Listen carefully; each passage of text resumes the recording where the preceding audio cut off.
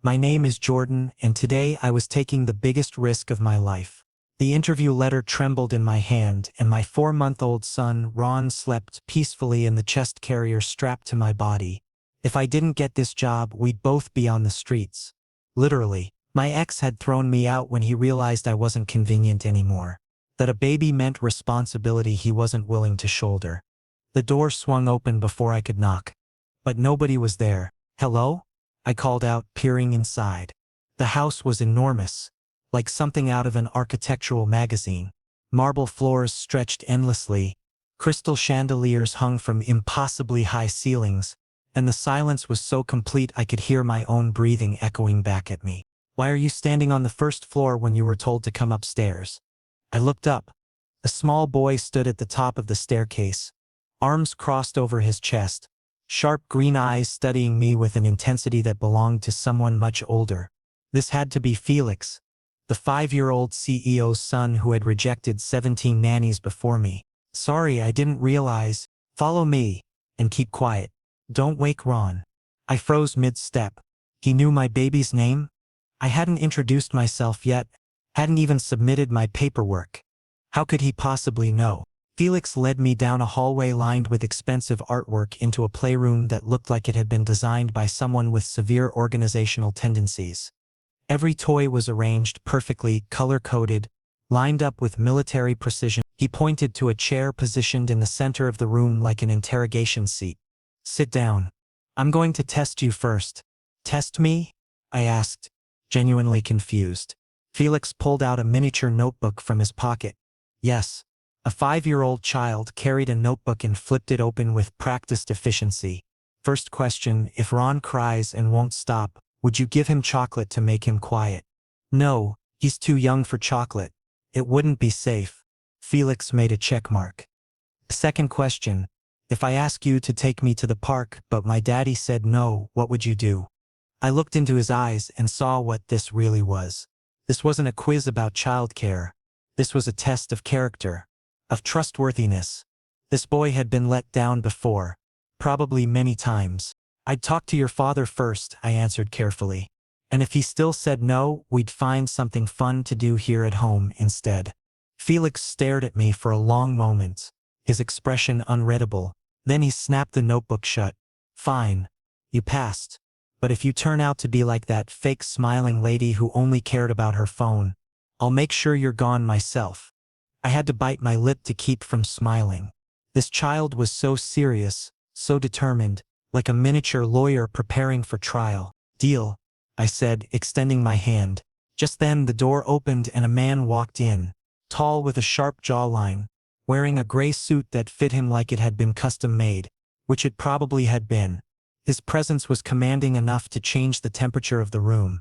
Silas Hargrave, CEO, single father, and currently looking absolutely shocked. "Felix, what's going on?" The interview was scheduled for 30 minutes from now. Felix shrugged with the nonchalance only a child could pull off. "I already tested him. He passed." Silas looked at me, then at Ron, sleeping against my chest, then back at me. His jaw tightened. "You brought your infant to a professional interview?" I stood up, trying to project more confidence than I felt. "Yes, sir. I didn't have anyone to leave him with.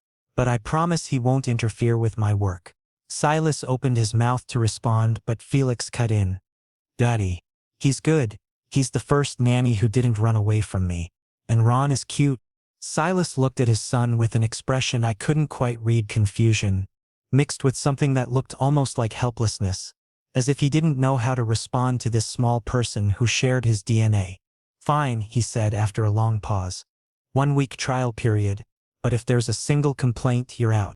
When Silas left the room, Felix turned to me with the first real smile I'd seen from him. "Welcome to the Hargrave chaos, George." And in that moment I knew this wasn't just a job. This was a battlefield, and I'd just enlisted without knowing what war I was fighting. The rest of that first day passed in a blur. Felix showed me around the house, pointing out which rooms were off-limits, his father's study, which were essential, the kitchen, the playroom, his bedroom, and which were strange, a locked door on the 3rd floor that Felix claimed housed Daddy's old memories. Ron woke up around noon, and I fed him while Felix watched with curious eyes. Does he always eat that much? Felix asked. He's growing. Babies need a lot of nutrition. I don't remember being a baby, Felix said matter-of-factly, but mommy left when I was 2, so I probably wasn't very good at it. My heart ached at how casually he said it, like he'd already processed and accepted a trauma that would take most adults years of therapy to unpack. I'm sure you were a wonderful baby, I told him gently. Felix shrugged. Doesn't matter now. I'm 5. I take care of myself mostly. That sentence hit me harder than it should have. A 5-year-old shouldn't have to take care of himself. But before I could respond, Felix had already moved on, pulling out a stack of books and asking if I'd read to him. We spent the afternoon in the playroom, reading stories about dragons and knights and magical kingdoms. Ron fell asleep again, lulled by the sound of my voice, and Felix slowly relaxed, leaning against my side as I read. For a brief moment it felt almost normal, almost like a real family. Then evening came and everything changed. I heard the front door open, heard the sound of expensive shoes on marble floors. Silas was home. Felix's entire body tensed, and he sat up straight, suddenly looking more alert and guarded. I should probably go to my room, Felix whispered. Why? I asked. Daddy doesn't like to be bothered when he comes home. He goes straight to his study. Sure enough, Silas walked past the playroom without even glancing in. I heard the study door close with a definitive click. Felix's face fell for just a moment before he masked it with that same serious expression I'd seen earlier. See, he said. I told you. I wanted to say something, to comfort him, but what could I say? That his father was wrong, that he should demand attention? I was just the nanny here on a trial basis. I had no right to interfere with their family dynamics. But as I watched Felix gather his toys and retreat to his room, shoulders slumped in a way no 5-year-old should be, I made a silent promise. Maybe I couldn't fix everything. Maybe I couldn't heal years of distance in a week. But I could try. For Felix. For Ron. And maybe, just maybe, for myself too. Because I knew what it felt like to be abandoned, to be deemed inconvenient. And I wouldn't let that happen to this child if I could help it. The first 2 days were strange. Felix gave me instructions constantly, like a tiny manager overseeing an incompetent employee. Ron needs this specific formula temperature. Don't put too many vegetables in lunch. Never enter Daddy's study unless there's an emergency. I was amazed at how much responsibility this 5-year-old had taken on, how much he'd learned to manage on his own. On the 3rd day, when Silas came home from the office, he walked directly to his study without acknowledging either of us. Felix acted like this was completely normal routine, but I noticed every time that study door closed, Felix's expression dimmed slightly, like someone had turned down his internal brightness. That night, while I was feeding Ron his bottle, Felix emerged from his room and sat down beside me on the couch. He didn't say anything at first, just watched Ron eat with fascination. Jordan, can I ask you something? Of course, buddy. What's on your mind? Where's your baby daddy? The question hit me like a physical blow. I hadn't expected this level of directness, though I probably should have. Kids don't know how to dance around sensitive topics. I kept my voice steady. He didn't want Ron, so he left us. Felix hugged his teddy bear tighter. Does that mean he didn't love you? Probably not, I admitted, but I love Ron enough for both of us. That's what matters. Felix went quiet for a moment, processing this. Then, in a voice so soft I almost missed it, he said, my mommy didn't love Daddy either. She didn't want me. That's why she left when I was 2. My heart shattered. I put my hand on his head gently.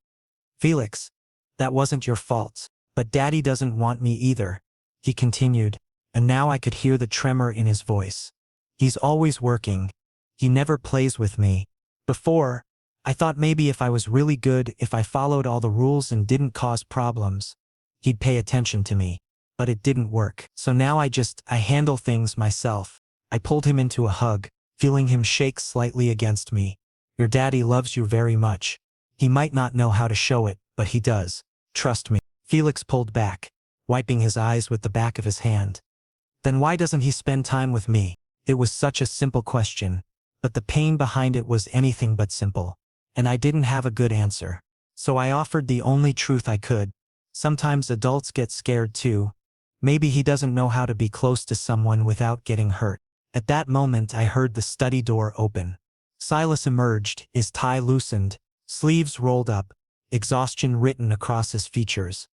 He saw Felix still awake, head resting on my shoulder. "Felix, you should be asleep by now," Silas said, but there was no warmth in his tone, just the automatic response of someone going through motions. Felix didn't answer. He simply stood up and walked toward his room without looking back. Silas watched him go, confusion flickering across his face before he turned to me. "What happened with him?" I bit my tongue. Everything in me wanted to tell him exactly what was wrong, to make him see what he was doing to his son. But that would be overstepping boundaries I'd only just been allowed to approach. "Nothing, sir. He's just tired." Silas looked at me like he knew I was lying. But he didn't push. Instead, he retreated back into his study, closing the door once again between himself and the rest of the house. Later that night, lying in the small room I'd been given, I couldn't stop thinking about them. How could someone be so successful in business but completely unable to connect with his own child? And could I really make a difference here? Or was I just delaying the inevitable? The next morning, I woke up to find Felix already in the kitchen, trying to make breakfast for himself. He'd pulled a chair up to the counter and was attempting to pour cereal, the box tilting dangerously.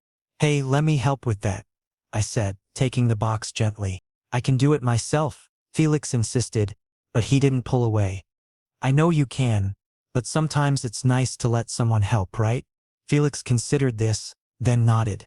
We made breakfast together, cereal for him, a bottle for Ron, coffee for me. It was peaceful, domestic, almost normal. "Jordan?" Felix asked around a mouthful of cereal. "Yeah? Do you think Daddy would ever want to have breakfast with us?" The hopefulness in his voice nearly broke me. "Maybe, would you like that?" I used to ask before, but he was always already gone to work when I woke up. So I stopped asking. "What if we tried asking again?" Felix shook his head firmly. "He'll just say no, or he'll say yes and then forget. That's worse."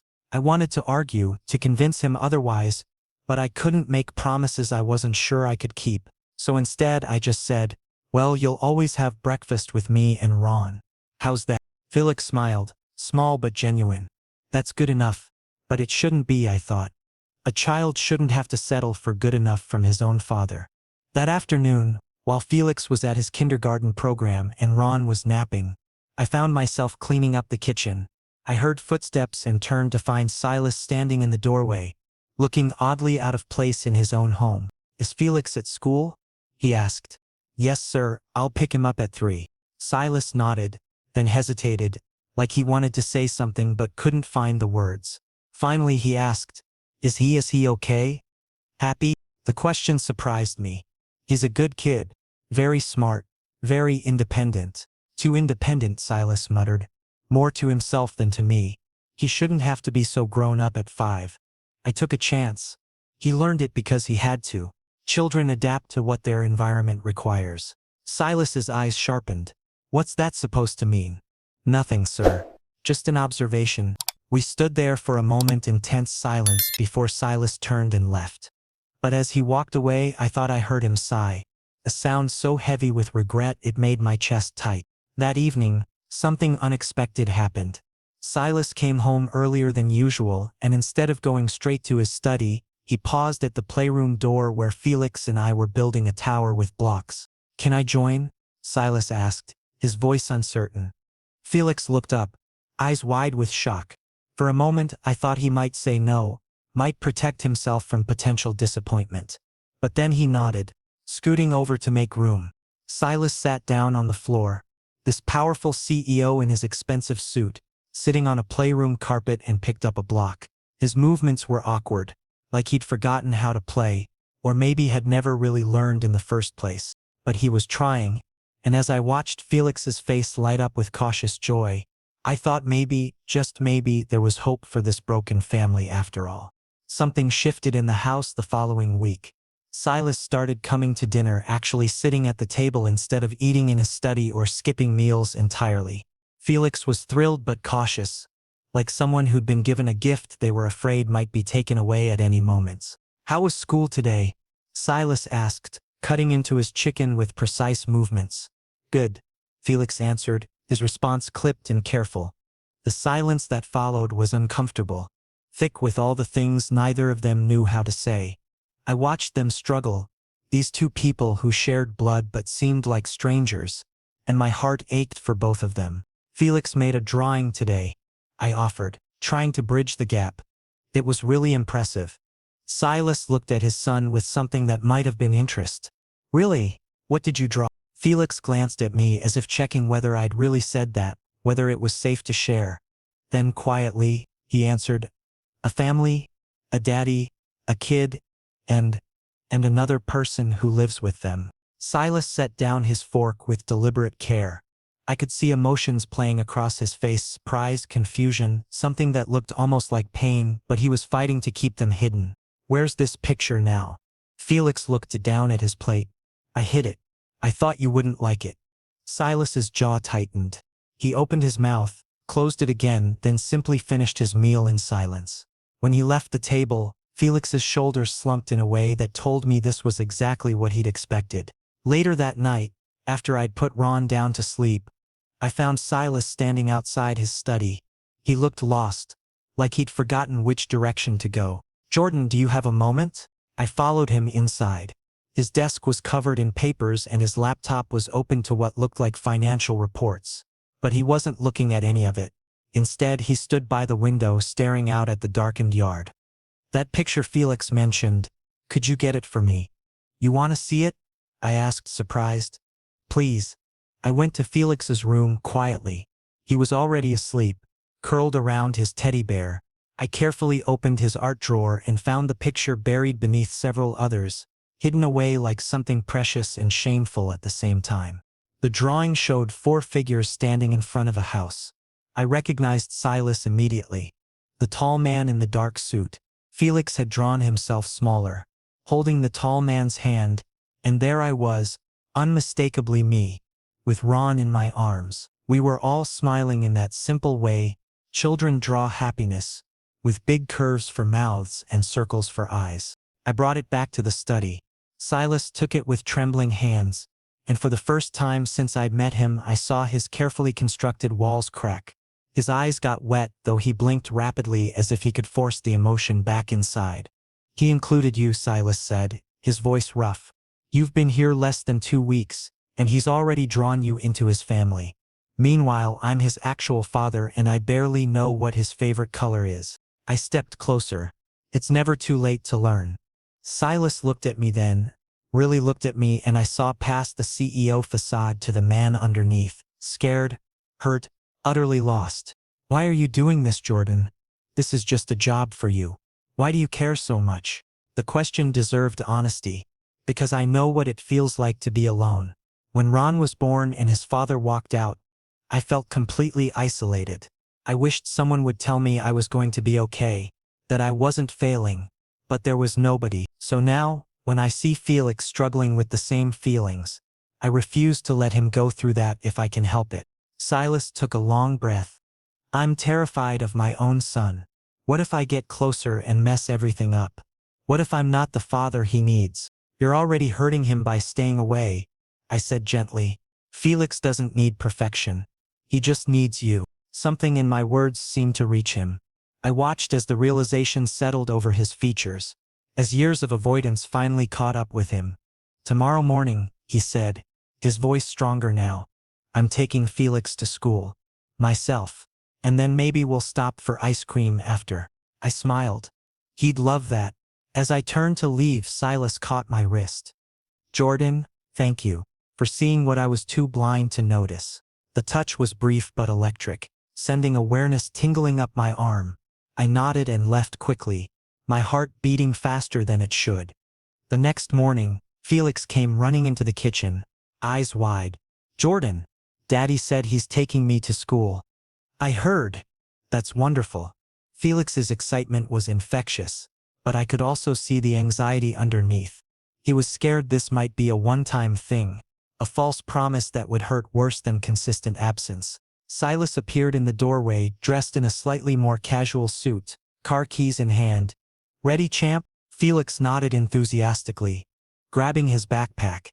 As they headed toward the door, Felix suddenly turned back and hugged me tight. "You'll be here when I get back, right?" "I promise," I said, squeezing him back. "Ron and I will be right here." I watched them leave together, Silas's hand resting awkwardly but tenderly on Felix's shoulder, and felt something warm bloom in my chest. Hope, maybe, or the beginning of something I didn't dare name yet. Throughout the day I kept thinking about that moment, the way Silas had looked at me in his study, the vulnerability he'd shown, the way my skin still tingled where he'd touched my wrist. This was dangerous territory. I was his employee. He was my boss. Getting emotionally involved beyond caring for Felix was a line I shouldn't cross. But when they came home hours later, Felix bouncing with joy and talking nonstop about the ice cream shop and how Daddy had let him get 2 scoops with sprinkles. When I saw the small but genuine smile on Silas's face as he listened to his son's chatter, I realized it was already too late. I was involved. Emotionally, completely, irrevocably involved with this broken family. And somehow that didn't scare me as much as it probably should have. That night, after Felix fell asleep, clutching a stuffed animal Silas had won for him at an arcade, Silas found me in the kitchen, making tea. "Thank you," he said simply, "for pushing me to try." "You did the hard part," I replied. "You showed up?" "I want to keep showing up," Silas said. And there was determination in his voice, now replacing the uncertainty. "I've wasted too much time already. I won't waste any more." And as I looked at him standing there in the soft kitchen light, more human and vulnerable than I'd ever seen him, I thought maybe this house wasn't as silent as it had seemed. Maybe it had just been waiting for someone to finally speak up. 2 weeks had passed since Silas started truly being present in Felix's life, and the house felt different, warmer, more alive. I'd started to believe that maybe, just maybe, we were building something real here. Then one morning, everything nearly fell apart. I woke to the sound of Silas shouting into his phone downstairs. It was barely 6 in the morning, and his voice carried through the entire house with an edge I'd never heard before. Pure panic mixed with fury. "That's impossible. We had a signed agreement." I quickly got Ron dressed and sent Felix to play in his room before heading downstairs. Silas was pacing the living room, his laptop open on the coffee table, papers scattered everywhere like a tornado had hit his organized world. "What's happening?" I asked carefully. He looked at me, and the fear in his eyes made my stomach drop. "My primary investor just pulled out. He claims my personal situation makes me too much of a risk. Apparently, someone leaked information about the 17 nannies, about my so-called inability to maintain stable domestic arrangements. He's worried I'm too distracted, too unreliable to lead the company through the expansion. But that's insane. You've been doing better than ever." Silas laughed bitterly, running his hands through his hair. "Doesn't matter what's actually true. In the business world, perception is reality. And right now, the perception is that I'm a mess who can't handle basic parenting, let alone a multi-million-dollar company." He sank onto the couch, head in his hands. "Without this investment, the expansion dies. Without the expansion, we'll lose our competitive edge. The company will start hemorrhaging clients. Within 6 months, everything I've built will be gone. There has to be another way." "There isn't," Silas said flatly. "This investor controls a consortium. If he backs out, the others will follow. He's the keystone, and he's decided I'm not worth the risk." I sat down beside him, my mind racing. "Then change his perception." Silas looked at me like I'd suggested he fly to the moon. "How exactly do you propose I do that?" "Show him who you really are now. Not the absent father from the articles, but the man who takes his son to school. The dad who knows Felix's favorite ice cream flavor and reads him bedtime stories. Invite him here. Let him see your actual life, not the distorted version someone's feeding him." "Business doesn't work that way, Jordan. You don't invite investors to your home. It's unprofessional." "So was bringing your son to my interview," I countered. "But Felix did it anyway, and it worked out. Sometimes unconventional is exactly what's needed." Silas was quiet for a long moment, considering. "He's flying back to New York tomorrow afternoon. I'd have to convince him to stop here on his way to the airport." "Then convince him." Tell him you want to address his concerns directly. What do you have to lose? The meeting Silas arranged was scheduled for the next morning at 10. I spent the evening helping Felix understand that some very important people would be visiting, that he should just be himself, but maybe not demonstrate his dinosaur roar collection. When Marcus Wellington arrived, silver-haired, expensive suit, carrying himself like someone who'd never been told no, I could see him taking in every detail of the house with calculating eyes. "Mr. Wellington, thank you for coming," Silas said, shaking his hand. "I'll be honest, Hargrave. This is highly unusual. I agreed out of curiosity more than anything else." They sat in the living room while I made coffee. Felix was supposed to stay upstairs, but of course he appeared in the doorway, clutching his stuffed dinosaur. "Daddy, is this the man you need to talk to?" Silas's face went pale, but Wellington's expression shifted to something like amusement. "And who might you be?" "I'm Felix. I'm 5. That's Jordan. He takes care of me and his baby Ron. Are you going to help my daddy with his business?" Wellington looked at Silas with raised eyebrows. "You have an interesting household." Before Silas could respond, Ron started crying from upstairs. I excused myself to get him, and when I came back down with Ron in my arms, Felix had somehow convinced Wellington to look at his drawing collection. "This one is our family," Felix was explaining, pointing to the picture he'd made. "That's Daddy. That's me. That's Jordan and Ron. We're all together now. Before, it was just me and Daddy, but he was always sad. Now he smiles more." Wellington studied the drawing, then looked at Silas with a completely different expression, something softer, more human. "Your son is quite articulate." "He's had to be," Silas said quietly. "For a long time he was more mature than I was." Over the next hour, something remarkable happened. Wellington stopped being an investor and became something closer to a grandfather, asking Felix about school, listening to stories about the park visits and ice cream trips. He watched Silas help Felix with a puzzle, observed how naturally I moved through the house with Ron, saw the casual affection that had developed between all of us. Finally, Wellington stood to leave. At the door, he turned to Silas. "I came here expecting to confirm my decision. Instead, you've shown me something I didn't expect. Actual growth. Real change. The articles painted you as unreliable, but what I see is a man who recognized his priorities were wrong and fixed them. That takes more courage than most people have." "Does this mean Silas started?" "I'm back in," Wellington said, "but on one condition. I want quarterly updates not just on the business, but on this."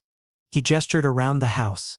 "Because a CEO who can manage both a company and a family, that's someone I can trust with my investment." After Wellington left, Silas just stood in the doorway looking stunned. Felix tugged on his sleeve. "Did we help, Daddy?" Silas picked him up, holding him tight. "You saved everything, champ. You showed him what really matters." That evening, after Felix was asleep, Silas found me in the kitchen washing bottles. He didn't say anything at first, just stood there watching me work. "You were right," he finally said. "About everything. About showing him the truth instead of hiding behind professionalism. About what real strength looks like. I just suggested the meeting. You did the hard part." "No," Silas said, stepping closer. "You've been doing the hard part since you got here. Teaching me how to be present. Showing me what I was missing. Building something with us that's worth more than any business deal." He took the bottle from my hands and set it aside, then pulled me close. "I don't know when exactly it happened, but somewhere between that first disastrous dinner and today you became essential. Not just to Felix, but to me." My heart was pounding. "Silas, I'm falling for you, Jordan. Maybe I already have. And I know this complicates everything, but I can't keep pretending it's not happening." I looked up at him, at the vulnerability in his eyes, the openness that he'd fought so hard to hide. "It's not one-sided," I whispered. "I've been trying to convince myself it was just about Felix, just about the job. But it's not. It's you too." He kissed me then, soft and careful, like he was afraid I might disappear. When we broke apart, he rested his forehead against mine. "I don't know what happens next," he admitted, "but I want to figure it out. With you." "With me," I agreed, and felt something settle into place, like a puzzle piece finding its home. The crisis came 3 nights later, sudden and terrifying. I woke to the sound of crying, not Ron's usual hungry whimper, but Felix's voice, weak and scared, calling for me. I ran to his room and found him curled in his bed, shaking despite being wrapped in blankets. His face was flushed, his eyes glassy with fever. "Hey buddy, what's wrong?" I pressed my hand to his forehead and felt the intense heat radiating from his skin. "Everything hurts," Felix whimpered. "My throat, my head, my tummy. I'm so cold but I'm sweating." I grabbed the thermometer. 103. My hand started shaking as I pulled out my phone. "Silas," I said when he answered, hearing the sleep in his voice. "Felix needs a hospital. Now." I'd never heard someone move so fast. Silas burst into Felix's room within seconds. Still in his pajamas, terror written across his face. "I've got you, son," he said, scooping Felix into his arms. Felix's head lolled against Silas's shoulder, and I saw Silas's face go white. "Get Ron. We're leaving immediately." The drive to the emergency room was the longest 15 minutes of my life. Silas drove with one hand, the other reaching back to hold Felix's hand. I sat in back with both boys, Ron confused and fussy in his car seat, Felix drifting in and out of consciousness. "Stay with me, champ," Silas kept saying, his voice cracking. "Keep your eyes open. Tell me about the dinosaurs you learned about at school." The T-Rex," Felix mumbled. "Has tiny arms but big teeth." "That's right. What else?" The ER was bright and cold and moved both too fast and too slow. Nurses took Felix immediately, hooking him up to monitors while a doctor examined him. Silas refused to leave his side, answering questions while holding Felix's hand. "Severe strep throat with complications," the doctor finally said. "His body's fighting hard, which is why the fever's so high. We need to admit him, start IV antibiotics and monitor him closely. The infection has spread, so we're looking at least 2 nights here." Felix's lower lip trembled. "I want to go home." "I know, baby," Silas said, and I'd never heard him use that endearment before. "But we need to make sure you get better. I'll stay right here with you. I'm not going anywhere." They moved Felix to a pediatric room, decorated with cartoon animals that seemed grotesquely cheerful. Nurses came and went, adjusting IVs, checking vitals, bringing medication. Through it all, Silas sat in the chair beside the bed, still holding Felix's hand. I tried to convince him to go home, to shower and change, but he just shook his head. "What if he wakes up and I'm not here? What if he needs me?" Around 2 in the morning, with Ron finally asleep in my arms and Felix resting uncomfortably, I dozed off in the other chair. I woke to find Silas crying silently, tears streaming down his face as he watched Felix sleep. "Hey," I whispered, shifting Ron carefully. "He's going to be okay." "I keep thinking about all the times he was sick before," Silas said, his voice raw. "All the nights some nanny called me at work and I just told them to handle it. All the times he needed me and I wasn't there. What if this is punishment for that? What?" "Stop," I said firmly. "This is just an infection. Bad luck, not karma. And you're here now. That's what matters. Is it enough?" Silas looked at me with devastated eyes. "Can being here now make up for all the times I wasn't? Ask him when he wakes up." "But I think you already know the answer. Felix doesn't want a perfect father. He just wants you." By morning, Felix's fever had broken slightly. When he opened his eyes and saw Silas still there, rumpled and exhausted in the same chair, he smiled weakly. "You stayed?" "Of course I stayed. Where else would I be? You have work. Important meetings." "The office can manage without me," Silas interrupted. "Nothing is more important than you. Nothing. Do you understand that?" Felix nodded, fresh tears welling up. "I thought grown-ups always had more important things to do." Silas's face crumpled.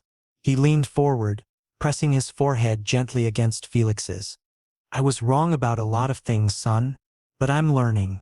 You're teaching me what actually matters." The next day and a half passed in a blur of medications, temperature checks, and gradual improvement.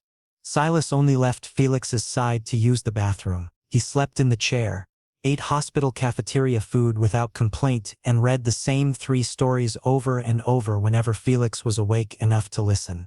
I watched him transform. The CEO disappeared completely, replaced by just a dad, scared, devoted, absolutely present. When we finally brought Felix home, weak but recovering, something had fundamentally shifted. Silas carried Felix to his room, tucked him in with excessive care, and then just sat on the edge of the bed watching him sleep. "I almost lost him," he said when I came in to check on them. "Not to the infection, I almost lost these years. This chance to know him. If you hadn't pushed me, if you hadn't shown me what I was missing." "But I did," I said softly. "And you listened. That's what's important." That night, after making sure both boys were comfortable, Silas pulled me onto the balcony.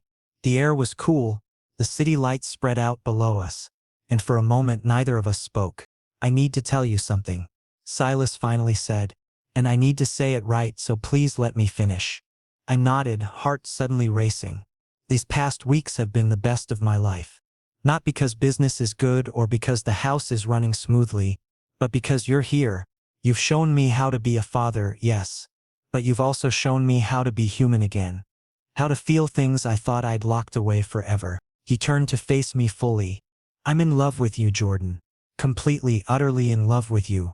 And I want you to stay, not as Felix's nanny, but as my partner, as part of this family we're building." The words I'd been afraid to hope for hung in the air between us. "You mean that?" "Every word. I want mornings with you and Felix and Ron. I want bedtime stories and homework help and hospital vigils. I want everything. With you." I felt tears on my face before I realized I was crying. "I love you too. I have for a while now. I just didn't think." He kissed me then, deep and sure. A promise of everything we could be together. And when we finally broke apart, breathless and smiling, I knew this was just the beginning of our real story. 3 months after Felix recovered, our lives had settled into a rhythm that felt like home. Real home, not just a house with people in it. Silas had restructured his work schedule, coming home for dinner every night and spending weekends entirely devoted to family. Felix was thriving, more confident, more open, genuinely happy in a way that lit up every room he entered. One Saturday morning, I woke to find Silas already gone from bed. Following the sound of whispered voices, I found him and Felix in the kitchen, attempting to make breakfast. Attempting being the key word. "Daddy, the pancakes are smoking," Felix said, waving a towel at the stove.